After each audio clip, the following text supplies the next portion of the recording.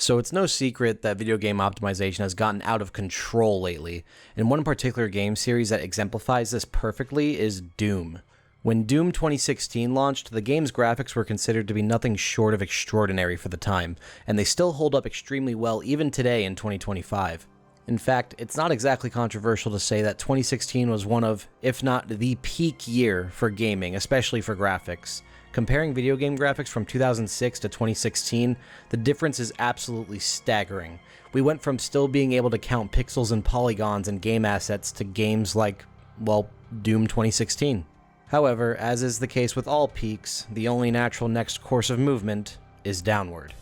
Doom Eternal, launched in 2020, was another undeniably gorgeous game that added the ability to toggle these newfound at the time ray tracing and AI upscaling technologies. While the game undeniably looked better than its predecessor when RTX was turned on, when RTX wasn't turned on, it looked a little better, I suppose, but not very much different from its predecessor. It certainly didn't feel like 4 years worth of improvements compared to the years prior to 2016. Moving to 2025 with the launch of Doom: The Dark Ages, at this point we're nearing a full decade since the launch of Doom 2016. Giving the game some credit, it does look significantly better than previous Doom titles regardless of the graphics settings, but that's because, for one, the ray tracing is always on and non-toggleable, which is a problem in itself for many gamers. For two, which isn't as bad, the textures are higher resolution, which results in highly detailed assets across the board, including decorative background assets.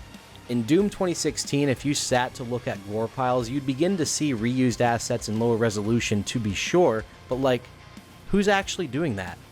Overall, Doom: The Dark Ages does not at all feel like a decade's worth of graphical improvements over Doom 2016, unfortunately.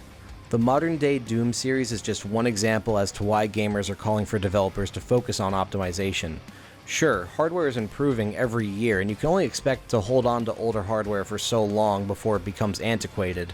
But when the PS5 and Xbox Series X are using GPU equivalents of the 6700 XT or RTX 3060, which struggle to play games like The Dark Ages at 1080p, let alone 4K with upscaling enabled, yeah, I'm beginning to think it's fair to say that game developers have thrown optimization to the wind, which desperately needs to stop. The Xbox One PS4 generation lasted about 10 years, and if game developers continue the same practices they're using right now, console gamers will be lucky to even be able to run 2026 titles at 30 FPS 1080p with the hardware they're working with today.